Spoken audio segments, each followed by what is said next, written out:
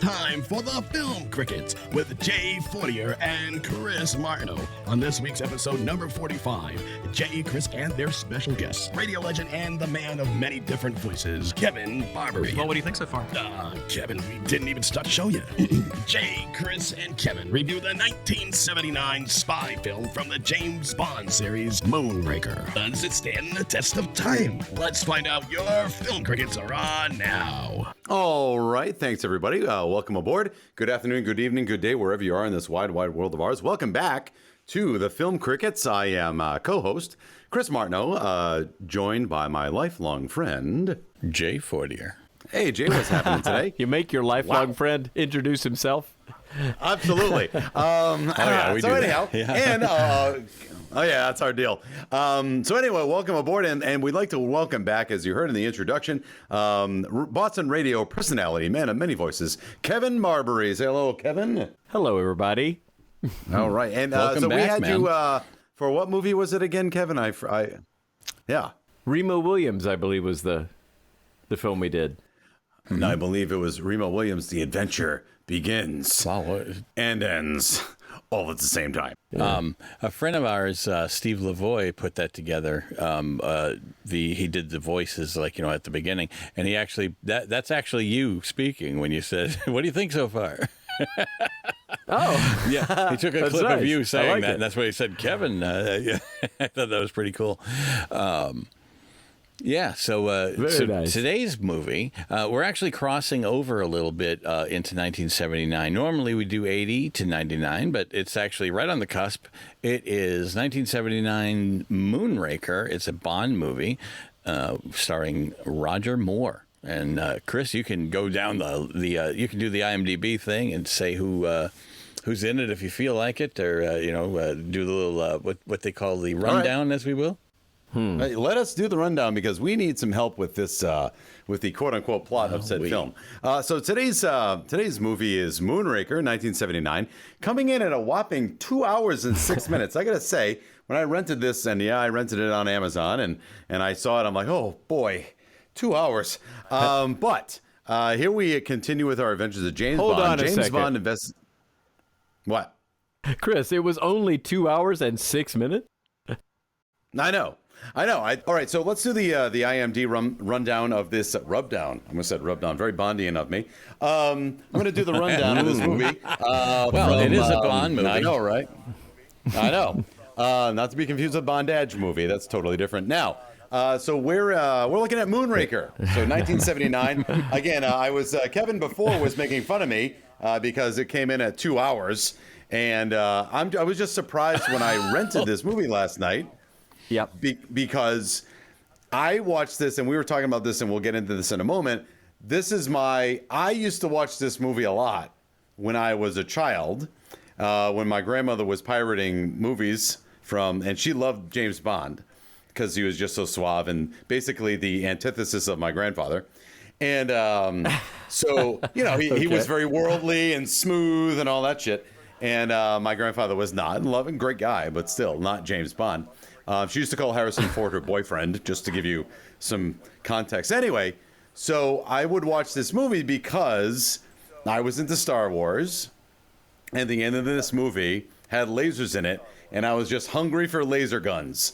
I just wanted to see laser guns. So I watched this movie a lot, and I'm surprised that I actually watched the movie this long just for the last 15 minutes, which are these cheesy, spacey special effects. So that's why I was surprised that it was over 2 hours. Not that it's long, but for when I used to watch this a lot, it seemed like a long time just for that. Anyhow, so we got a James Bond movie here. Roger Moore. James Bond investigates the mid-air theft of a space shuttle and discovers a plot to commit global genocide. Those two go together hand in hand. The director is Lewis Gilbert, writer is Christopher Wood, based on Ian Fleming's novels. We got Roger Moore coming in as James Bond, Lois Childs as Holly Goodhead, and Michael Lonsdale, Hugo Drax. We have unbelievable. We have Jaws, played by Richard Kiel, who I had a fascination of as a child. And then a couple other people, and then Desmond Llewellyn as Q, Bernard Lee as M, and Lois Maxwell as Miss Moneypenny. And I can't say Moneypenny unless I say it like Sean Connery, Miss Moneypenny. Miss Moneypenny. Yes, thank you. I'm going to show you what, Miss. I'm going to mount you, Miss Moneypenny. Why didn't they ever have sex? Do they ever have sex? Do they ever have sex in any Bond movie? No, but there are references as if they have had something in the past. Okay, all right. Fair enough. Yeah, Because they I don't know at one point. if he's so irresistible, because as we've seen in this movie, gentlemen, women just can't say no to Bond at any point. If he's that irresistible, what is it? Oh, maybe that's why she can resist him, because she has actually had the Bond at one point. Maybe that's why. Is that why? Like, she already had a sample of that cake? Well, you know, it's funny. My daughter, who is 13, was actually came down and was watching this with me when I was watching it. And there's a point where Bond walks into this temple, and all these girls start coming out and surrounding him. It's right before the snake fight for you guys that watched it already.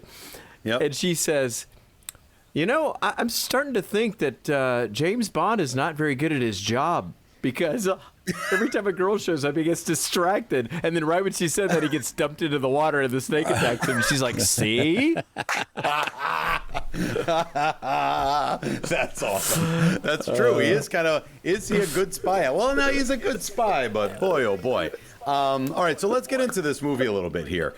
Yes. I already told you, and this is like an opening thing that we talked about. I know we're on the cusp of 1980, but aside from watching this recently as part of this assignment, when was the last time you saw this movie, if ever? So I already told you, I used to watch this on a pirated videotape. So I would say the last time I saw this was 1988-ish, somewhere around that era. Oh, wow. And I used to watch it because it had space in it. And so I remember, I think I forced my friends to watch this movie as well because it had space in it. But let me go to Jay. Jay, have you seen this before? Is this your first outing? The last time I saw it was Saturday, July 24th, last night. Yeah. Okay. It was the first time I ever saw it. I've never sine it before. Really? Yeah. Yeah. Interesting. So Kevin, where do you stand with this? Absolute debut. I actually saw this film. I think this was the first Bond film that I actually had seen in the theater. Okay. So that's part of the nostalgia factor of it for me. Okay. And the last time I saw it, phew, it probably would have been before any of the Daniel Craig, probably somewhere in the middle of Pierce Brosnan's reign. Because as the Pierce Brosnan movies came out, I said, I think there's some better ones in the past I need to revisit. And I would go watch some of those. And did you go and revisit this movie? Well, This was better? You're stunned. No. All right. I think it was. There's one Bond movie in particular that I found very uninteresting. I believe it was GoldenEye, and I think it was after seeing that one that I'm like, this movie didn't have enough to keep it going, whether it's good or bad, whether it was action or humor or things like that. That Moonraker is definitely the first movie that goes way over the top with a lot of things. Yes. But it was, when you said the movie was only 2 hours and 6 minutes, I really thought it was way longer watching it this time. But all the Bond movies are excessively long. Yes. Like all Okay. of them. All right. So I don't think there is one that's under 2 hours and 20 minutes. I think they keep getting longer, actually. Wow. All right. Well, it's the Viagra of Bond of movie franchises. So the so I gotta say, like, I watched this movie, and I'm gonna ask everybody here before we get into whether it holds up. I had a problem. First of all, I'm gonna throw it out there. I think this movie's kind of crappy. I'm gonna bag on it a lot. Doesn't have a lot going for it as far as I'm concerned, but whatever. That's just my opinion. If people here like it, that's cool. I'm just telling you, I was not impressed. But Right. the reason I'm not impressed, and stay with me on this, is that it's an Austin Powers movie. It's got the same dialogue and setup as International Man of Mystery, and a little bit of Spaceballs. and a little bit of Spaceballs, but they are trying to do it like a legit movie. Like they're trying to say, no, this is the movie. Or I know there's supposed to be humor in Moonraker, so I'm looking to get your guys' opinion on this. I know there's supposed to be humor. It falls flat for me. It's corny and crappy, but there's supposed to be humor. But it's almost like if it's a parody almost of itself before it was a parody of itself. I don't know if I'm making any sense. You know, it's like you can't have International Man of Mystery without this movie, but the two movies are almost the same movie. Or am I crazy? Yeah. You know what I mean? No, yeah, definitely. Austin Powers and The Spy Who Shagged Me both borrowed a lot, especially Spy Who Shagged Me, borrowed a lot from Moonraker, right down to the, space station hidden that nobody could see and trying to populate the, all of those things. But I think it was the first movie in the Bond franchise where people made, and then they came back and said, don't take it too seriously. All right. Okay. You know what I mean? I think at that point it had gone beyond the believability syndrome of, well, it's just a spy who has a lot of gadgets and he's cool. I mean, now they're like, well, Star Wars is huge. Maybe we should make a space Bond movie. Right. And but it went out of everything in it's just over the top. Way over the top. Jay, what's funny about that is, all right. Have either of you seen? Are either of you Friday the 13th fans? I know, Chris, you should be, right? Sure. Okay. Yeah. Yeah. There's one called Jason Takes Manhattan, which is really bad. Yes. Really terrible, right? Yep. I want to do it one day just for the sake of having some fun talking about how goofy it is. But I refer to that one as Jason Takes a Boat to Manhattan, because it takes him 3/4, maybe more, of the film to get to Manhattan. So it's like Moonraker. Yes, this is going to be a Bond in space. Well, he's barely in space. Yeah, eventually. It's like Bond will go to space. It's like this big long stretch. We swear. It's like, you know what I mean? Like it. So like, don't say, not you, Kevin, but like, don't sell it as a Bond in space. I mean, if they sold it that way, boy, did they rob everyone. Like, when the hell is he getting to space? Yep. Yeah. Yep. Right. The poster is him in a spacesuit, for Christ's sakes. Right. And he doesn't even put on that spacesuit. Like, what's happening here? And you got to say, like, the reason I say it was kind of the Austin Powers bit is that the premise of this movie is so convoluted. It's as convoluted as the actual Moonraker plot. Like, what they're trying to get done, what they're trying to accomplish is as bizarre and has so many machinations in it, when the simple answer would have been like, so we're trying to kill everyone on the planet with a gas. And the reason we're trying to do that is to start over with some weird Aryan race that Drax, who's the main villain in this whole thing, wants to start up, right? So he's going to bomb the planet from space by taking shuttles up to his space station and then and then killing everyone on the planet except the animals. This poison doesn't kill the animals. And the only way you can do that is the only way you can do that is from space. This man has enough infrastructure to put a space station in space. Why not just have an underground bunker that's sealed off from the planet and bomb the Earth with your gas from the inside? Why do you need to go up to space? I understand, because it's called Moonraker. But that's a convoluted plot. That is absolutely, that's a good point. That is insane. And again, I get it. Like, it's not a movie unless they go to space. I get that, but you could have had another movie and kept it completely terrestrial. Like, it's so, and like you said, Kevin, it's so over the top.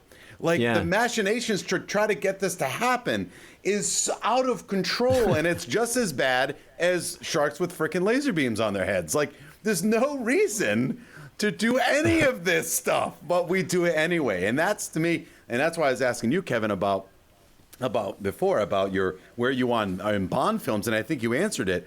They had to keep upping the game. Is that basically what you're telling me? Like as the Bond movies kept going, they had to up the game more and more and more. Yeah, I think, having seen all of the Bond films a fair amount of times, I think they have a certain criteria that they have to follow. Like every movie had to have a lot of women in it. Mm-hmm. It had to be over 2 hours. It had to have opening credits with silhouettes of women. Mm-hmm. It had to have a great theme song sung by somebody famous. Yep. It had to have a villain that he would stop. It had to have gadgets. Mm-hmm. And it had to have recurring themes that would happen in every film. Well, then you had the space shuttle coming out. Yep. So they tried to put this movie out to time with the first space shuttle. This was the first film, by the way, to feature a space shuttle. Yeah. And it ended up, the film came out a year before they were able to get the space shuttle ready. So they actually finished this movie before the space shuttle was ready to go. So they took that and they took the popularity of Star Wars, because this was not supposed to be the next film in the franchise. From what I understand, if you go back and watch the previous film, I think The Spy Who Loved Me actually is the one before Moonraker. Mm-hmm. If you watch The Spy Who Loved Me, at the end of the film it says James Bond will return in For Your Eyes Only. Oh. But then they decided to make Moonraker next because of Star Wars. Okay. So I think that has a lot to do with the crumbling of, not a whole lot, but has a crumbling of the plot there. Yep. So I think that's where Roger Moore's franchise started to really wane. Okay. Because they took the first two movies, which were very serious. Mm-hmm. Then they took The Spy Who Loved Me, which started to get a little bit silly. Mm-hmm. Then Moonraker, which is just outrageous. Yeah. So after Moonraker, they're like, "What are we going to do next?" Okay. Yeah. And they didn't really go serious again until after they got rid of Roger Moore. Okay. Was there? Did Sean? That was a very extrapolated answer. No, that's great. Did Sean Connery make his comeback in between Roger Moore movies? Yes. Okay. So. When Connery left the franchise, he said he would never do it again. Mm-hmm. And they convinced him to come back, but he didn't do a movie owned by the same studio. He did a movie called Never Say Never Again, which is because he said he'd never play Bond again. Right. That is the same story as Thunderball, but it's also the only story by Ian Fleming that wasn't owned by MGM United Artists, so a different studio was able to make it and not get sued. Was he called James Bond in that? So that's the only. Yes, he was James Bond. Like everything's the same, but for some reason, it's kind of like how the Spider-Man, Marvel, X-Men, that kind of little universe. They had one story; they could make any version they wanted. It just wasn't owned by MGM. Okay. And that's the only one he ever did. Okay. So yeah, that was. I think that was. It was after Moonraker, so it might have been before A View to a Kill or somewhere around there. The main villain, Drax, right? I think they should have put mirrors under his nose to just make sure he was alive, because he was so deadpan. Yeah. I read that there were two other actors who almost played that part. One was James Mason. Wow. I can't remember who the other one was, but James Mason was the first person who they were going to get for it. But I think he would have had a little more personality. Yeah, wow. I think that's totally deadpan. I think. No, wait a minute. Hold on. I think you're not giving everybody else enough credit for not acting very well, because, boy, Roger Moore is not exactly. He has about the range of a Daisy air rifle in these films. Like, he doesn't have, and I use that line a lot, but it's like he doesn't really get, I know that's his deal. Like, he's a spy. He's got to stay cool. He's got to stay smooth. He can't get flustered. Yeah. But he only gets flustered once in this movie. Everything else is pretty much like this.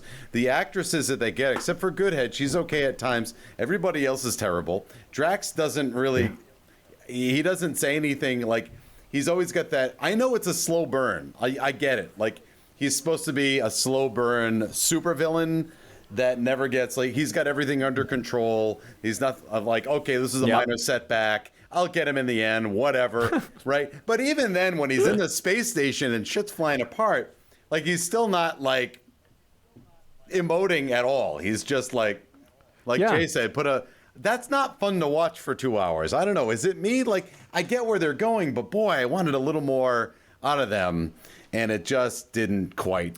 Is that like that all the time? I know it's like no. I don't think it's like that anymore. But I agree with you. I don't think that might have even been the first Bond movie in memory where the villain is not a known or really good actor who's taking that role and just killing it. Right. It's just a guy that they like threw in there, and he's surrounded by the story. He's just like, oh, how unfortunate. My attempts to kill you have failed once again. Yep. It's just like, so now really? I'm going to send my martial artist that absolutely sucks at martial arts. Yeah. yes. That was the other thing I was going to say that they always put in Bond movies is it's almost like they have there must be a writer or something, like the people who own the franchise, because have you ever noticed how many locations in the world they film a movie and there aren't even reasons to be there? I think there were 9 locations around the world in this one movie. Imagine the amount of money that would have cost back then. I think this movie in particular, it was $90 million, which was the cost of the first 8 combined. Wow. Yeah. But it was also the highest grossing Bond movie until GoldenEye came out with Pierce Brosnan. There was no reason to go to Brazil. Right. Am I wrong? Except to film Carnival and have girls in bikinis. Well, so I was Jay? going to mention the fact that I had brought this up to Chris prior to the show. I think it was less than 30 seconds that he met this girl in Brazil before he started to try to undo her dress. That's Yeah. that was rough, man. Yeah. I was like, there is no way on earth they could write it this way today. No. No. No. Not at all. I think up until Daniel Craig, I think he was betting multiple women per movie. I mean, he barely even wait a minute. spoke Hold to on, her. It was hold like, on. what can we Jay. do for the next 5 hours? And then he starts undoing her dress. I'm like, 5 hours. 5 hours. Yeah, it's like, we don't have to be there for 5 hours. Well, since we've got some time to waste. And not only that, None of them turn him down either. That's the funny part. Not only do they not turn him down, they absolutely just succumb to his overarching charm, which is the thing that I don't understand, because Roger Moore is not charming. Like, I don't think he's charming. I'm sorry. He's just very he's just very smooth. I don't think he's very charming. And it's just so like he's just Bond. He's just so irresistible. I don't know. Roger Moore, kind of resistible. Just saying. This movie treats. I'm just saying. This movie treats like the first woman gets attacked and mauled by 2 dogs because she slept with Bond. I know that she double-crossed her boss, but still, like, gets mauled and attacked by 2 dogs because she slept with Bond. We have another one. We only see the woman in Brazil for 5 minutes. Like, she does not push that story at all. At all. You could have done everything in Brazil about finding out about, what did they even find out in Brazil? I don't even remember. Brazil is where he had to take. Is it Brazil where he ended up in the? Well, wait a minute. I was thinking that was where he found the temple, but the temple is when he goes down the Amazon River. Correct. Which is a completely a location he didn't even have to have in there. Correct. They had that whole. He could have done that in Brazil. The coaster. Yeah. Yes, the shipping containers were in Brazil. Like a coffee table that said Drax. Yeah. On it. Yeah. Drax air freight or something. Yeah.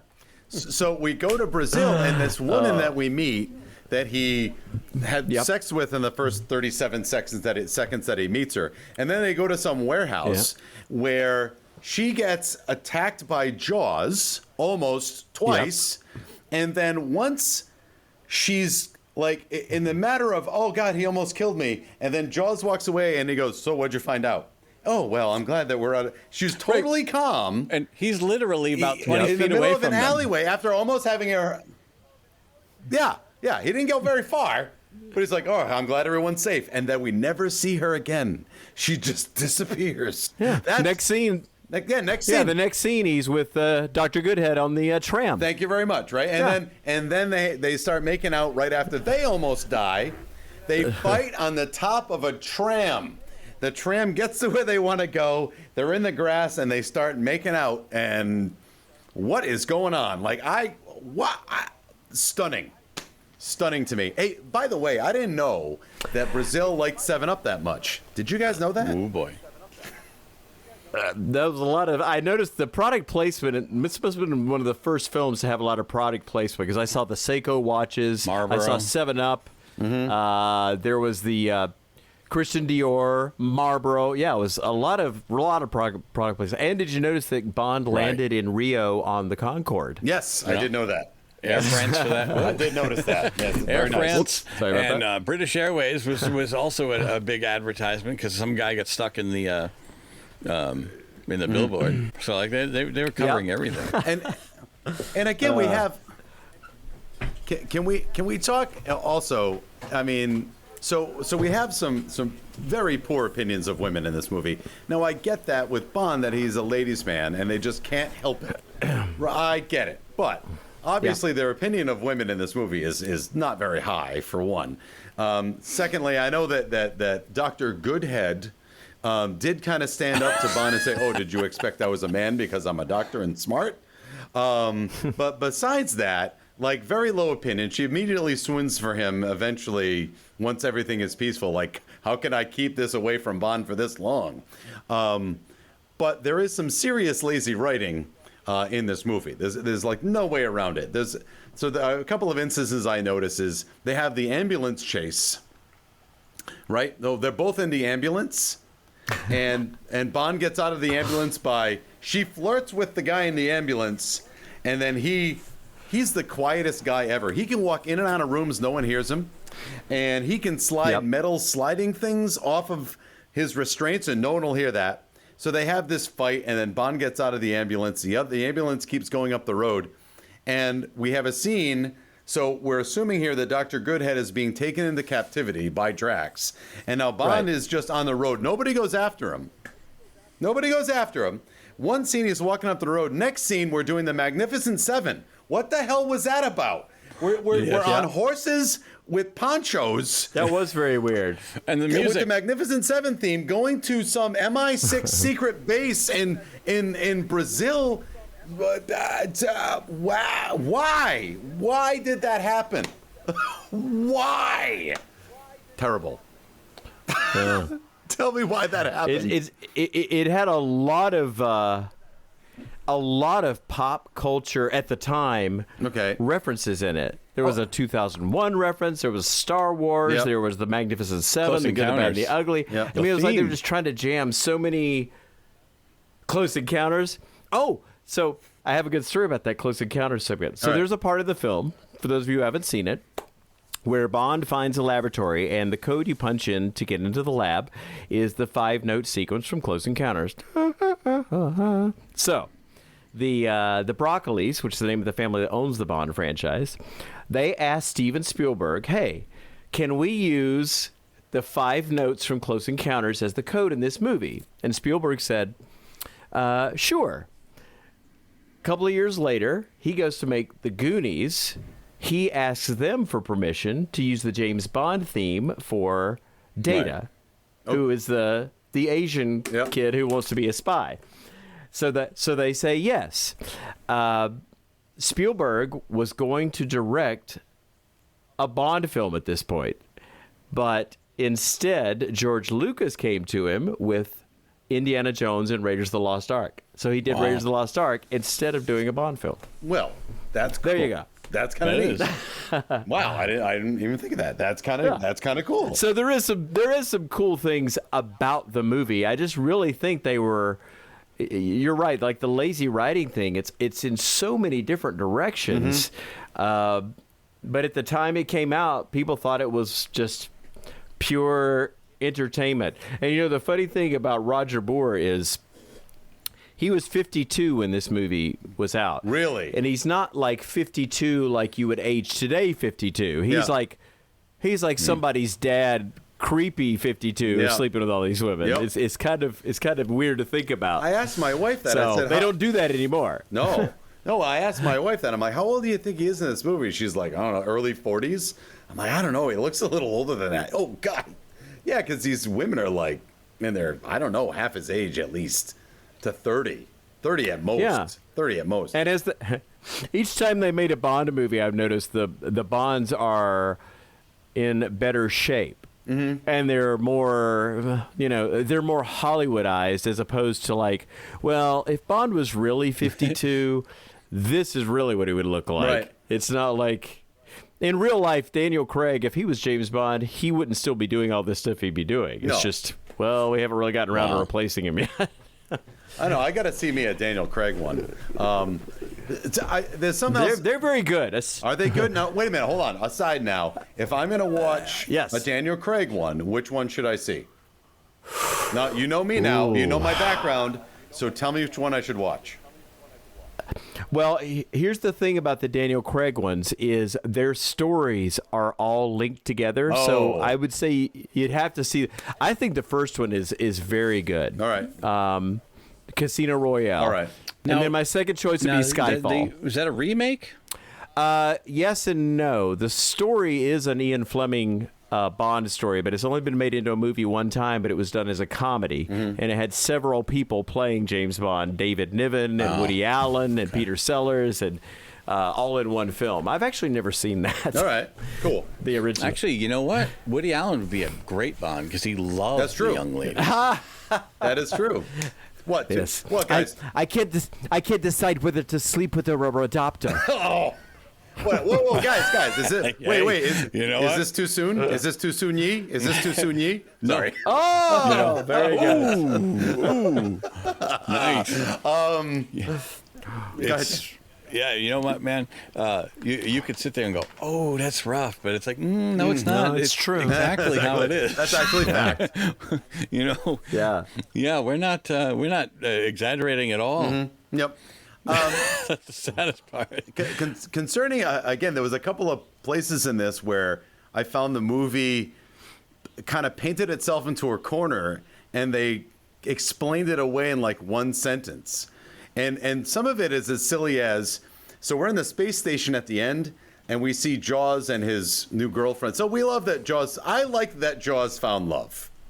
I like the fact that he realized that he wasn't going to fit in the master plan, and the only way to save himself and his new girlfriend who liked him was to turn against his boss, I would say, right? Yeah. So the space station blows up. There's a big space war, which is hysterical. But there's a big space war, and the space station blows up, and you see the capsule is going out into space, and James Bond says, they're 100 miles above the Earth. They'll be fine. That's it. Like, what?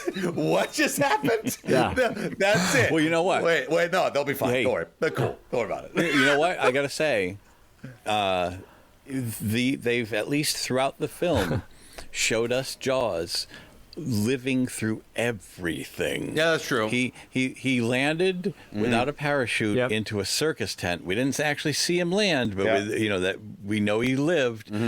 He also landed. He crash landed with a gondola at a really high speed. Totally, unfazed. So, I mean, he has every right to believe that he will survive. From some sort of explosion in space. Now, where he's just sort of floating around. I believe up until the current Bond movies, he was the only character that was in more than one Bond film that wasn't the main villain. Yeah. And he was originally going to be the main bad guy in Moonraker, but the Broccolis, again, who owned the franchise, kept getting mail from children asking why can't Jaws be a good guy instead of a bad guy. So they slowly transitioned him in this film from bad guy to good guy. Oh, that's adorable. That's adorable. No, and I thought Jaws was fun. Like whenever I would see clips of Jaws, I'm like, oh, cool. I don't even know, because I was smaller. I'm like, I don't even know what's going on in this movie, but here's this guy that can bite through everything. That's cool, no doubt. Well, it's funny you say that, Kevin, and it had a very professional wrestling aspect. For instance, like when a bad guy or a heel would turn babyface, like he's like the bouncer guy standing behind his guy who no longer appreciates him, and then he goes, "Oh yeah, well I'm gonna go hang out with Hulk Hogan now," and then Hogan would go, "Cool. I don't care that you've tried to kill me like the last 3 months. It's all right." Exactly the way this was done. It really had that feel. And Bond says to Jaws, like, I need you to save our asses. I need you to do this. Yeah. And Jaws literally does the, like, what? What? Really? Okay. That's fine. That's awesome, though. It was cool. I like that. And he has part. his only line. His only line in the Bond movies is the one where he goes, "Well, here's to us." He and the girl like toast on the. I wasn't expecting that the actual the metal mouth sound there, Kevin. That was really funny. You know what? I really got to say, I pity the actor. I know he's no longer with us, but he had said on, I think it was the Letterman show, he said it was really uncomfortable having those in your mouth. It was like, yeah. He said they were very painful or very uncomfortable. It's like, man, they couldn't have come up with something with a $90 million budget or whatever it was to at Not least back make then. it sort of, make it comfortable look at for all the the actor a little bit. We went through this. We had this discussion when we talked about the other film I was on, Remo Williams, which is the stunt work in both of these films. They would never do today. No. Those people doing that whole skydiving sequence at the beginning where they're chasing each other, they wouldn't be able to do that today. The insurance and the risk, they would just CGI everything. Yeah, I agree. I like to see the practical effects, but it was a double-edged sword because I love that skydiving scene. By the way, how do you not notice that there's a giant man with seal teeth in this tiny plane? He just suddenly shows up on the yes. That's kind of bullshit. I'm just saying. Oh, by the way, it's Jaws. Where was he hiding? But I loved seeing that because practical effect. You're right. You can't do that anymore. So it's really good for that. But then some of the other stuff was ridiculous. Like Roger Moore's not a real good fighter. Like there's a lot of roundhouse punches. It was like the Captain Kirk school of trying to knock somebody out. One punch and down kind of deal. So that's not cool. And then, I know you can't put people on trams, but that's why when you see Tom Cruise on the side of a building or hanging off the side of a plane, that's impressive. Because if you look at this movie, you know that back in the day it was just like a tram with a movie screen behind them to get the really dangerous stuff. But Tom Cruise is actually doing it, which I think is impressive. And that's why we like that rather than all this CGI stuff. CGI is great, but if you can actually get the practical, it makes you pop. So when they do the really dangerous practical effects, it's really fun to watch. But then when they do the obvious movie screen stuff, it's kind of crappy, and it's very obvious that it's just movie screen stuff. But yeah, you're right. I mean, it's a bygone era of special effects. Did you notice how everything on the space station was labeled? Yes, I did notice because there was at one point they showed a button that said something like it was a button that said like body shift, and I'm like, what the hell is that supposed to do? Yeah. They were like every button had a thing, so this is the gravity stop. Don't push the gravity control button. Yeah, I think it literally had a button like in Spaceballs, so like, don't press this or everything will go bad. Like everything was. They're in the radar room, and it's like, pull this cord here if you want everything to work well. I don't know. I do like how. So once they discovered that there was this space station, which was hidden by a jammer, a signal jammer. So like nobody knew it was up there until they, James and Dr. Goodhead, destroyed the jammer, so it allowed it to be seen. And these trained astronauts that were armed, Space Army, Space Force, Space Force, ready to go up. Yep. And just they don't even know who they're coming to attack. Yep. They don't know, Right. you know, who's anybody. They're just like, I don't know. Let's just get out and start shooting. Yeah, and I think that's one of the fallbacks of not knowing anything about space travel at that time is since they tried to get this out at the time the space shuttle was going to be launched, they didn't realize that in real life it would take 2 years to get people together, put them on a space shuttle, and send them up to attack someone, as opposed to this movie where it was like 20 minutes. There's suddenly a shuttle there with the Space Army. You ever seen the shuttle crawler? The thing that where they put the shuttle, it was usually in a big hangar, and they put it on these tank treads to to drive it out. It goes at 1 mile an hour, literally 1 mile an hour to get it into place. So it's like 2 days to get this thing into place. Not only that, but you have to worry about trajectory. You can't just launch shit. And then thirdly, they happen to have good weather that day. Like, come on. Right. Like They didn't know. Like, how many times have we You're seen right. a launch back in the day and they'd constantly abandon the countdown? Oh yeah. Oh, yeah. Yep. At like You know, T-minus so like 2. it was like, this ain't happening. You know, like, so it was like, never mind, get up there. We don't know what's up there, but go. Can I, since we're talking space, and it's something I've been meaning to bring up, in this movie, okay, we've hit a lot of points, but I got to bring up this point. This movie is well, obviously late 70s, meaning the cars, the wardrobe, all that stuff. Not making fun of it. It's obviously late 70s, early 80s. Right. But then when we get into the space station, we are vaulted into Epcot's version of 50 years from now. Like, like you know what I mean? Like it has that aesthetic of, well, here's what we think it'll look like in the future. We'll have like in Drax's lair, all the chairs were clear and like spherical. Yeah, they're like bubbles. Right. And then when they go up, everybody's in like shiny silver spacesuits or yellow spacesuits. Like it turned into what Epcot thought the future would be. Like, soon we'll have all of our meals in one pill. You know, that's what. So they jumped into the future, even though it wasn't the future. Oh, it's just, I don't know. It was like a bad attempt at a time machine, and it just didn't work out. It's funny. They didn't really until the guy decided to explain. The main villain decided to explain everything. I saw all the people who were just making out with each other, which was really weird. Like the perfect race people. Yep. Right. They just started making out. They didn't talk about why. They didn't even speak. In fact, I referred to them as, I think, Stepford passengers. That's what I called them because there was no explanation except they just had this weird like. Yeah. They just sat around and no words. It was like, what the hell is this? Yep. It looked the same, and not to bring up Woody Allen, but it looked the same as like the movie Sleeper, where it was suddenly late 60s and then it turned into, the year 2250, and it was like it had the same aesthetic. But yeah, they have that kind of weird, like they were so horny. I mean, everybody's just so horny. I don't know.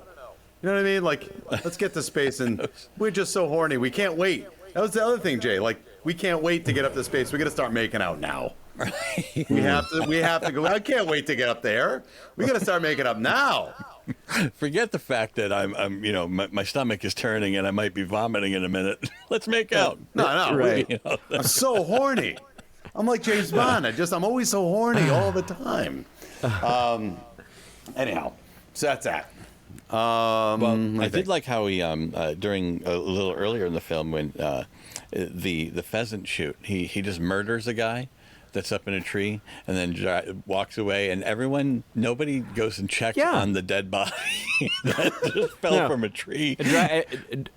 And Drax doesn't say anything about like, well, you got me, but I can't let you leave or anything. It's just like, Mr. Bond, you missed. Did I? It just walks away. It's like, okay, have a nice day. Right, he was driven away by the martial artist, right? Or who drove him away? The martial artist? No. When he left, No, I think he was just done at that part of the story, because it was right after he left that he killed the girl that he had just slept with the night before. Yeah, no, I mean, He James sent the was dogs driven after away her. by somebody, right? Like Chris, didn't you say somebody that was trying to kill him? He gets into Drax's car Oh, all right. to bring him to the airport. Oh. Like, I just, you know what I mean? Like, I know you're trying to kill me. I just killed your guy, but can I get a lift to the airport? Because all my bags are in the back, and maybe we could just get there.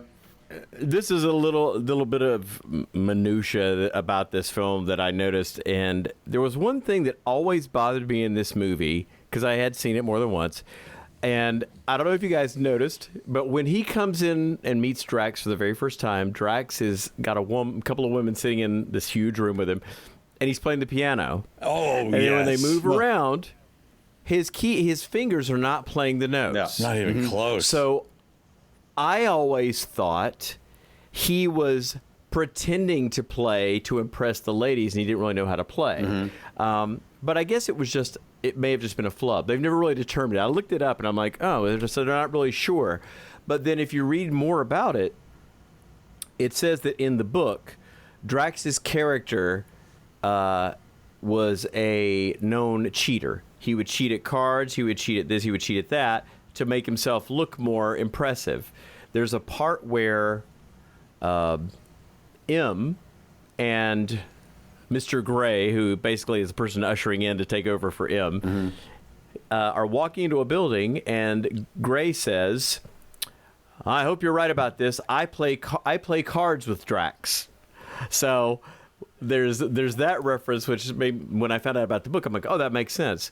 Which also made me wonder if the guy that was trying to kill Bond when they're outside shooting pheasant is actually the guy who's shooting pheasants for Drax and making it look like Drax was shooting. Oh, See what I mean? all right. I know that was a long explanation, but that's right. Now that I read that thing about him always being a cheat, and then I saw, well, he's pretending to play the piano. Maybe he's also pretending to be the perfect shot, Right. because he himself is not perfect, but he's trying to create this perfect race. All right. And the bad directing. I like the bad that. directing. That's, I mean, people, yeah, exactly. People nobody going to see the guessing at movie would that. never have connected that. No. Yeah. Well, you know what? In about 30 years, they'll learn about it through something like computers. They'll learn about it through computers, the little Easter eggs that we had in here. But nobody's going to know leading up to that. For 30 years, When we're they gonna keep you remake it. guessing. What's that? yeah. Because they'll eventually go back and start remaking all of these films like Moonraker and either make it more like what the book was, or they'll make it better and remove all the silliness or And something. way less When I'm- sexism. Yeah. One can hope. Holy. He's now Bond is now I think minimum Bond is a 2-woman man in the movies now. That's- the whole now that you haven't seen any of the Daniel Craig movies, that whole first movie is him falling in love with somebody who's after him. Okay. And then that story kind of carries over into a couple of other movies. Okay. For one reason or another. So That's what I heard about that. Like, there's stuff going down in these newer movies that you have to like this last one. Somebody come back from the dead that he thought was dead or something. Like the female lead in this newest one that hasn't been out was supposed to release last summer and never got released. Yeah. I don't know what it is. I just like Daniel Craig. I think he's fantastic. No, he hates it, right? He's great. He's great in Knives Out. And he's damned handsome. And I don't know. I just think he's cool. Doesn't he hate I'm glad being they Bond kind of now? broke the mold. Maybe. I Is thought it what? I read that he hates being Bond now. Like, he's sick of it. well, they all say that, but they don't hate going to the bank. Right. Valid point. That's like what's his name? The guy who plays Drax. Not Drax. Wait, Drax. Drax the Destroyer. In Dave Bautista. He says he doesn't want to do it anymore just because he's tired of going to the gym. Like, he just wants to have a dad bod. That's all he's That's done what he said. I'm like, for I the don't last, know. like, it was while he was Can't a they just wrestler. CGI his dad? That's a valid point. Cool. I think we've. What do you think, Jay? I think we're at Final Judgment time, right? Well, go ahead, man. Well, I did have a Yeah. question about this. Go. So when you are all the movies that you have done on your show a movie you haven't seen before, or is it a movie you've seen and you're watching again to see if it matter. holds up? Either way. Nope. Doesn't matter. Nope. Do you think your opinion would have differed if both of you had seen it when it was out, if you were maybe a little older, or if you'd seen it when it was something that was a different time where it was more appreciated, and now would watch it again to see if it holds up? How do you think that would differ your opinion? This is a great question. Can we broach that on? Let's go to Final Judgment on that. I think I'll answer. Kevin, I will answer that when we go to Final Judgment. I think I like that. That's cool. Jay, you want to hit the music? Yeah, absolutely. It's time now for Final Judgment. Are you ready to rubber stamp this bitch? Here's the Final Judgment. All right. All right. So it's time for Final Judgment. And so at this point, we're going to decide whether or not this movie stands up to the test of time. That's the whole point of the podcast. Kevin asked me a good question. So can you phrase that again? I want to make sure I hit this right. So what did you just ask me? Okay. Does it hold up? Yeah. In my opinion, is a movie maybe you appreciated when it was originally out, and you were watching again now to decide if it holds up. But from what I'm learning today, maybe it's not necessarily true. You're just watching a movie that maybe did well when it was out, that people talk about, and you're watching to see if it's still able to be appreciated in the same way today. So my question was, do you think if you had seen this movie at a time when it was its most popular, you would have a different or varied opinion of it, as opposed to not having seen it and watching it now and being like, oh, this is one of the worst things I've ever seen? Okay, that's fair. All right, so I'm going to go first, Jay, if you don't mind, while this is still fresh in my head. I watched this movie in not in 79. I watched it on videotape in the middle 80s, when it finally got on videotape. I only watched it because my grandmother liked James Bond a lot. And so when we went over her house, we watched movies because that was the thing, because home video was a thing. And I liked this movie only because there was the promise of spaceships and laser beams at the end. Right. That's it. And I watched this movie over and again because of that.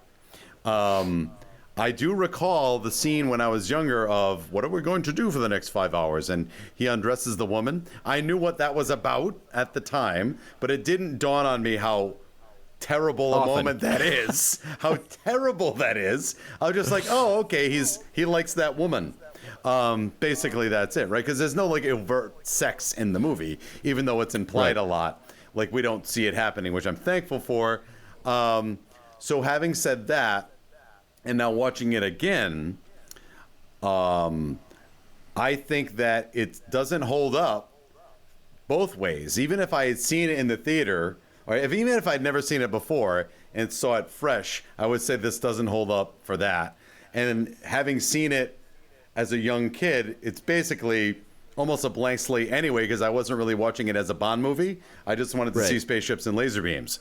So in that regard, on both criteria, according to what you asked, I would say no, it doesn't. It doesn't hold up like at all, for a lot of reasons. One, it's sloppy writing. For one, I mean, there's so many just like they kind of things happen and they just explain it in one sentence, and it's even the whole premise of why it's called Moonraker. Like, why did you steal your own ship? Because my other one was broken. Like, that's the reason. That's a crappy reason. So I think movies are even bad movies now are better scripted than this one was back in the day. I think that the sexism, which is obvious in the movie. This is like, I mean, they treat basically women are just there for either to look at, they're not respected, their knowledge isn't respected, they're used time and again. So the opinion of it is pretty low. And that's why I wanted to ask you, Kevin, before, because you've seen all the Bond movies, is it that when Bond started, he was suave and debonair and just women wanted to be with him because he's so mysterious, and then turn into this kind of farcical, every woman wants to bed James and he does it, and then has it swung away from that into the Daniel Craig kind of, as it's gone into the future, has it gone back to chicks dig him because he's so mysterious and he just doesn't sleep with everything that has a heartbeat, and they can't resist him. For that reason, it doesn't hold up because, again, this movie's opinion of women is pretty low, and they'd never get away with it now at all, and they shouldn't get away with it now. And I also wonder, like you just said, Kevin, in '79, was that level of misogyny accepted, or was it even then looked upon like, whoa, that's a bit much? I can't answer that question. I can't answer it. So it doesn't hold up. And also that, I mean, boy, like I said, it's almost a farce of itself. Now that Austin Powers and Spaceballs came out, it's almost a farce of itself. And the sets are, again, you're telling me maybe they rushed this movie because they wanted to get on the Star Wars bandwagon. That, boy, the special effects even then are terrible. The space station looks like it's made off cardboard when it starts shaking around on the inside. Like, it's bad. So I would say no, it doesn't hold up for a lot of reasons. So that's my opinion. So there you go. Fair. Who's going now? Who wants to go? I can sort of, I guess, answer the question in a way. A movie that I think gave me, if a movie gives me the warm and fuzzies, like from back in the day, like as far as my memory of it, I could easily get let down sometimes if I revisit, and it doesn't feel like it did. Some, if I remember it very well, and I have that feeling, I will still hold on to those feelings, even though another part of me is saying, ooh, no. Like, you know what I mean? I'll say, for everyone else, no. For me, yes, because of what it means to me from when I watched it back in the day. So I don't know if that makes any sense, but like I will still accept a movie that meant a lot to me maybe back in the day, but I will also recognize that nobody else is going to want to jump and get all excited about this, but I still like it. So this I had never seen, but I mean I didn't feel as bad as Chris did about it. Like, I mean, I there was aspects of it I enjoyed. I don't know, the campiness of it was, I was in a good mood, that really, you know what I mean? Like some campy movies, if you're in the right mood, just sort of land. Like, you know what I mean? And I'm not saying it landed like, hey, everybody, run out and see Moonraker. But it was more like aspects of it. I was like, look at that stupid pigeon. He did a triple take. Oh, that was so dumb. Of course it was dumb. So dumb. But like certain aspects, certain days, it's going to work for me. Like, but I'm not saying it all held up. I'm saying like, I was still like, I wasn't miserable. I was not miserable during this. There's other films that I watched since we started this that was like, oh God, what time is it? Oh no, we got another hour. Like, like, maybe I can watch tomorrow morning. It was almost like it's almost like it didn't know who it wanted to appeal to specifically, so it wanted to appeal to everyone. I mean, it had things that kids would like. You would have things that science fiction fans would like. It would have things that misogynists would like. And it was like the most expensive campy film you'd ever see. Right. Because it's when you watch, you're like, man, the money they spent just to make this movie looks unbelievable. Like just all the places they traveled and the filming a scene, like there was one scene. I'm like, you're telling me they built this whole scene? I mean, built this whole set just for this one scene. It was the scene where when they get to the lair at the end, there's a cart driving through. And Bond grabs the guy and knocks him out, and she takes a gas can and knocks the other guy out, and they drive away. But it's this whole cavern that's manufactured. It's not even real. And there were so many scenes like that. There were just hundreds of thousands of dollars to build a set just for one scene, Kevin, which is what they did back then. But also, and if I don't have to, Jay hasn't really said his verdict yet, but I also got to say, at the beginning of this movie, they're obviously flying through California because it's rolling hills and dry. And then they come upon Trax's estate, which is obviously France. Like, it's France. Oh, we're in the helicopter. Yeah, it's France. Yeah. Like, that's France. So what? They went to France to get, like, a couple of shots. And I looked it up on the Wikipedia. Anybody can say anything, but they said that scene is in France. But the rest of it was California. What are you doing? What are you doing? So I'm sorry, but yeah, you're right. I mean, Well, no, I'm pretty anyway. sure my So, verdict Jay, was saying that it doesn't. sorry, hold Kevin, up. go ahead. Yeah. Okay. Oh, yeah. All right, I didn't know if you had said it officially. All right. I think Jay said something that you phrased it in a way that and now I'm able to formulate what I would say better, which is that with a movie like this one, and the last time I was on with you, Remo Williams, I think maybe because I saw it at a time that it was out, that those things that would never, even though I realize, oh, they could never make a Bond movie like this now where he's sleeping with a woman every 5 minutes, or with Remo Williams, oh, they would never make a movie now where Chun is played by a white man and made him look like an Asian guy. I guess because those things were just Hollywood at the time, it doesn't affect my ability to watch it, except for the fact that, my daughter's saying Bond is not very good at his job because he keeps getting distracted by all the women. But she wasn't thinking about the fact that he's sleeping with every woman that's in every scene in every part of the movie. So I think if you take those elements out, that's when I would have to say, does it hold up? If you're only looking for something to entertain you, then, like Jay says, I think there's some entertainment value to it. But with Chris, I definitely have to agree, it was a long movie. Mm-hmm. Yep. Before they even got to space, the movie could have been 2 hours, as far as I thought. Yep. So there's a lot to jam into 2 hours. Entertainment-wise, I say it holds up. Otherwise, it is not. If you're looking for a nostalgia, campy entertainment, then you're good. But it would not hold up as far as a movie that you could show to the average social media user. Yep.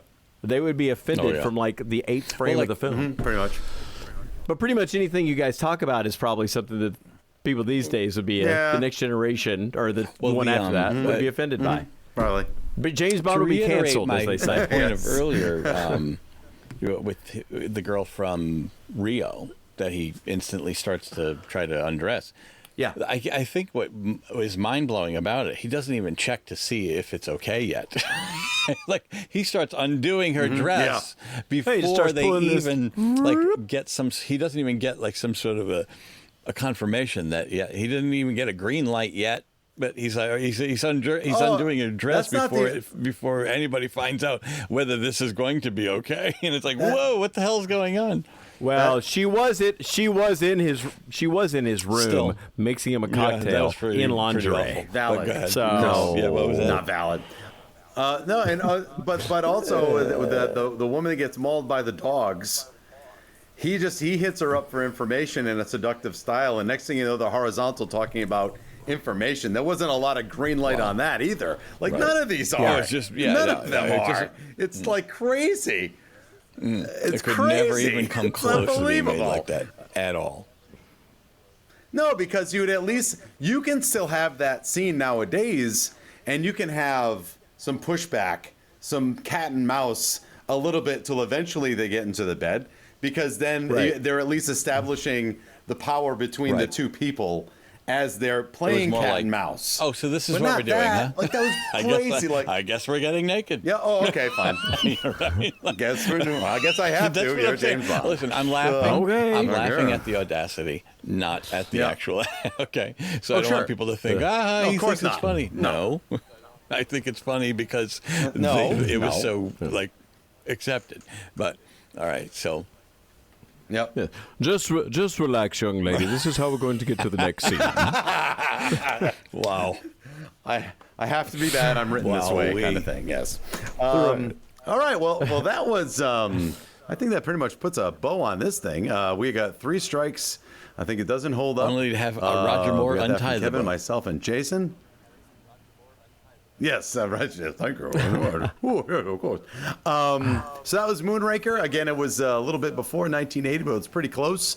So we went with it. It was good to see. I was excited to do it because I don't watch a lot of Bond, if at all. So now I've got some suggestions from Kevin. So I might have to hit that up just to give it a chance.